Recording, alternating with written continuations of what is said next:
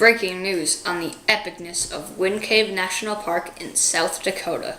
The mission of Wind Cave National Park is to protect and preserve the natural resources.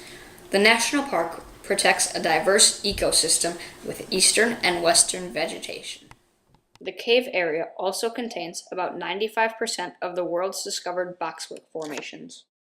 The Wind Cave bison herd is one of the only 4 untamed and genetically pure herds on public lands in North America. The Wind Cave Visitor Center features 3 exhibit rooms about the geology of the caves and the early cave history, the park's wildlife and natural history, and the work of the Civilian Conservation Corps in the park.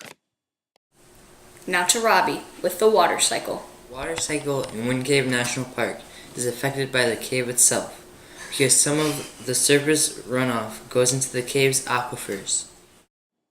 Aquifers are like underground rivers that will then flow through the cave and groundwater before going back up to the surface. Outside of the cave, the water cycle will flow normally through lakes, rivers, the atmosphere, and groundwater. Now to Jack with rocks. Since acid water dissolves limestone, a chemical change had to happen for the cave to form. These acids dissolve the limestone and form the first passageways of the cave about 300 million years ago. Over the next 100 years, the sea started to cover the land and left red clay, sandstone, and limestone. Now to Liam with landform. 2 of the landforms are Logan Canyon and Wind Cave.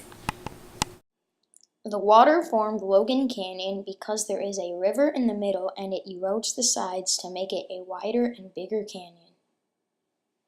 In the cave, pools of water erode the sides of the cave and shape it differently to make it wider and bigger. Back to you, Ezra. And that is what we have today on Wind Cave National Park on SDCN.